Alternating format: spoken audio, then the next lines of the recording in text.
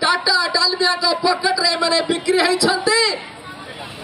आपण बरग छेलीर सम्मान अछि गाईर सम्मान अछि बळदर सम्मान अछि बिल केतले हमें मार्केट को नउछ से प्रतिवाद करूछंती हमको एते समय काई छिडा कल मारुछंती किंतु एमाने जो मानको हमें विधायक करी पठेइछु को बळी हमरे छेली मेंढा बळी एमाने विधान सभा रे बिक्री हेले ता आपण माने देखिले